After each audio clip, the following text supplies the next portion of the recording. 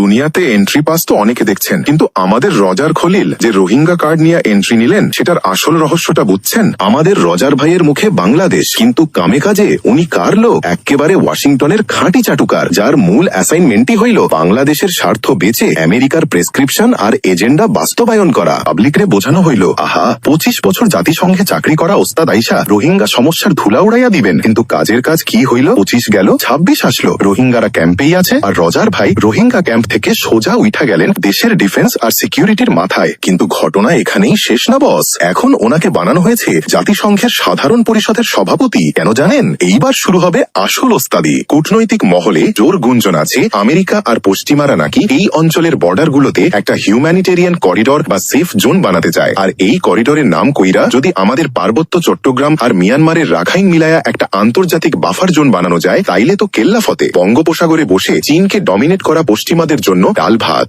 America ভালো করেই জানে বাংলাদেশে সরকার বদলাবে, কিন্তু রজার খলিলদের মতো বিশ্বস্ত চাটুকাররা ঠিকই সিস্টেমের ভেতর থাকবে। এবার জাতিসংঘের সাধারণ পরিষদের সভাপতি হয়ে রজার যখন রোহিঙ্গা করিডোরের নাম করে আমাদের পার্বত্য চট্টগ্রামকে আন্তর্জাতিক বাফার জোন বানানোর ছক কষবেন, এই নির্বাচিত সরকারেরও সাধ্য নাই ওনার উপর শব্দটা করে। সাবাস রজার ভাই, আর সাবাস আমাদের ক্ষমতার লেজুর বৃদ্ধি করা রাজনীতি।